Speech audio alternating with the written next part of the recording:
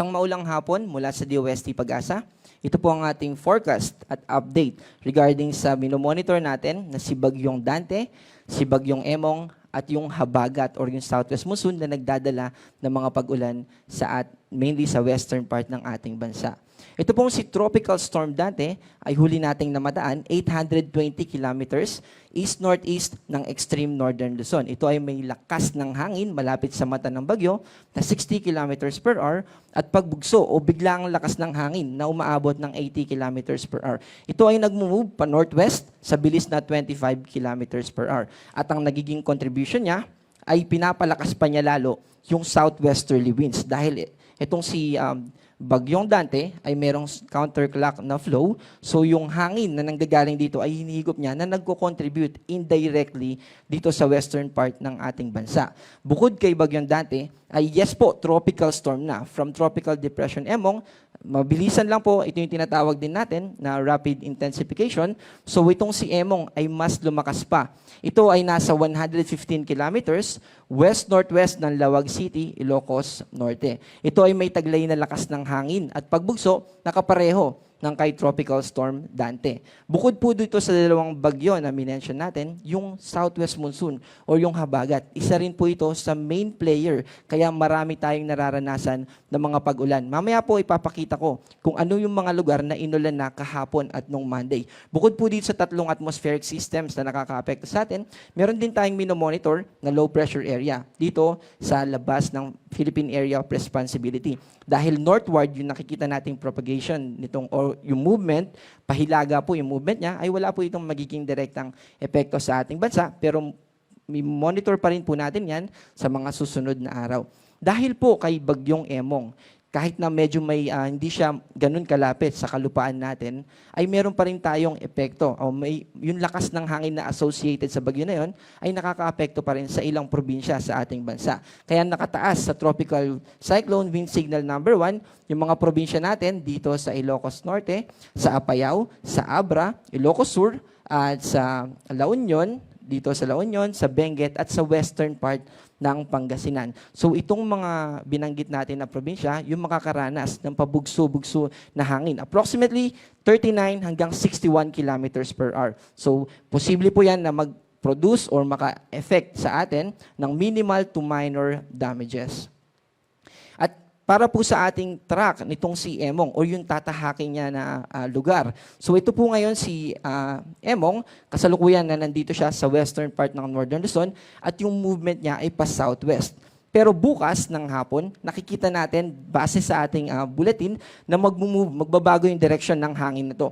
Ano po ba yung dahilan bakit nagbabago yung direction nitong bagyo? Meron po siyang interaction with Bagyong Dante na pinakita natin kanina. So ito ay tinatawag din natin na Fujiwara effect. Pero kaya nagkakaroon ng parang interaction yung dalawa. And then bukas, nakikita natin na from papuntang southwest ay magno-northeast na yung track nitong si Emong. Ang ibig sabihin po nito ay magtatagal itong si Emong dito sa western part ng Luzon at ang idudulot po nun sa atin ay mga malakas na hangin and also mga pag-ulan. Kaya pinag-iingat natin yung ating mga kababayan dyan. Mamaya po ipapakita ko rin yung in terms of waves at rainfall na associated dito kay Bagyong Emong. And eventually, ay magtutuloy-tuloy siya pa northeast hanggang sa lumabas ito ng Philippine Area of Responsibility by Saturday evening or Sunday ng umaga. Ito po yung binabanggit ko na mga pag-ulan simula nung Lunes at saka kahapon, last Tuesday. Yung mga pula, ito po yung mga lugar na kung saan about 200 millimeters yung na-receive or yung inulan doon sa mga lugar na kulay pula. Ibig sabihin po nito ay torrential rain at widespread floodings o mga pagbaha na malawakan yung maidudulot nitong ganito kalakas na mga pag-ulan. And kung mapapansin natin, kahapon ay ganun pa rin, mas lumawak pa. At umabot pa dito sa western part ng Ilocos region yung mga nakaranas ng mga malalakas na pag-ulan. Ibig po sabihin, itong mga lugar na to, kapag inulan pa po today at bukas, ibig sabihin mas matinding mga pagbaha at epekto, including yung pagguho ng lupa, mga landslide natin, lalo na sa bulubunduking lugar, yung magiging epekto nitong ganito kalalakas na mga pag-ulan.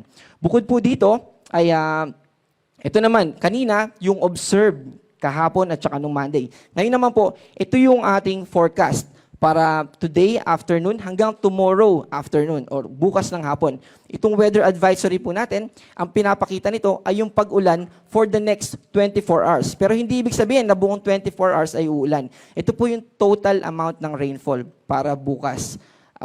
Today hanggang bukas ng hapon. So meron po tayong mga kulay red, ibig sabihin nito ay widespread na mga pagbaha yung posible nating maranasan. Dito yan sa Zambales, sa Bataan at Occidental Mindoro. Dito naman sa orange, ibig sabihin yan 100 to 200. Multiple floodings or hindi siya malawakan pero may iba't ibang lugar na babahain. Dito sa orange, ito yung 100 to 200. At dito naman sa yellow, ito yung 50 to 100 millimeters na inaasahan natin. Posible naman yung mga flash floods or yung mga localized floodings.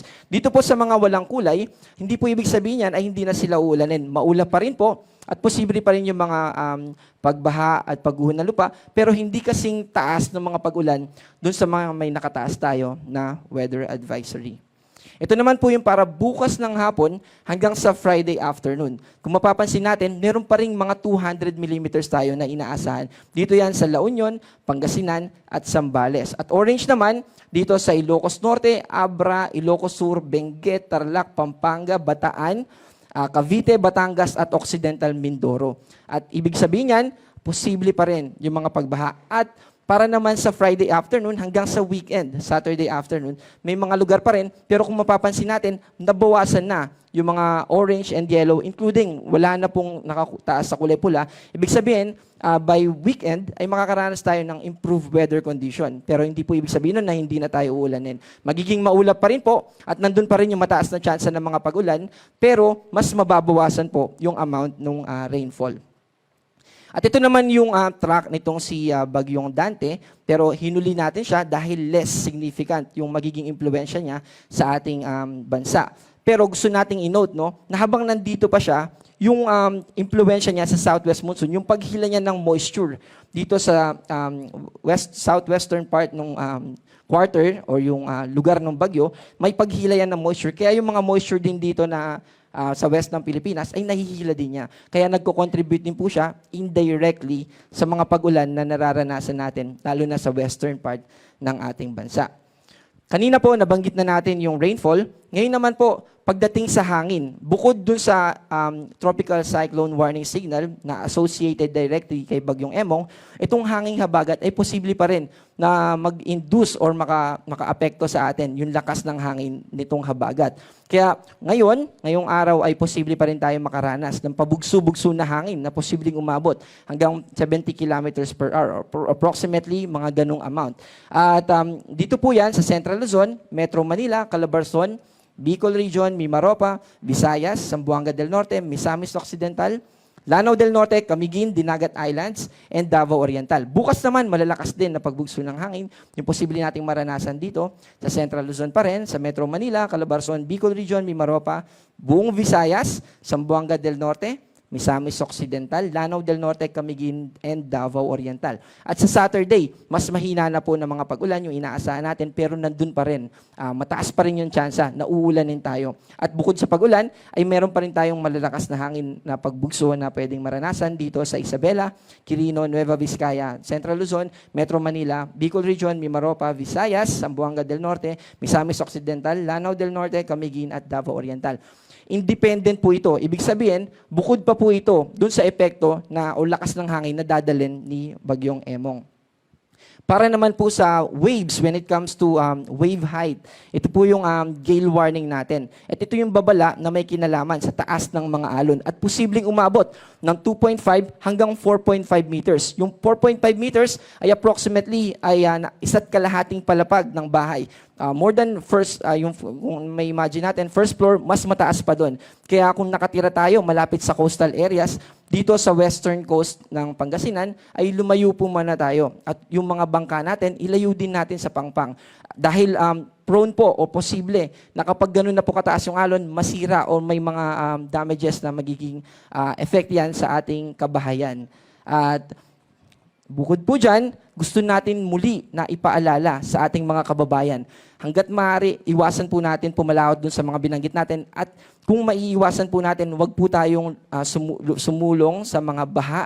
Dahil bukod dun sa health impacts na pwede nating makuha, ay pwede rin na yung mga kasama natin or yung mga bukod sa health impacts, pwede rin yan na makadulot ng iba't iba pang impacts sa ating buhay. At mamaya pong 11 p.m., yung susunod natin na i-release na weather bulletin. Salamat po.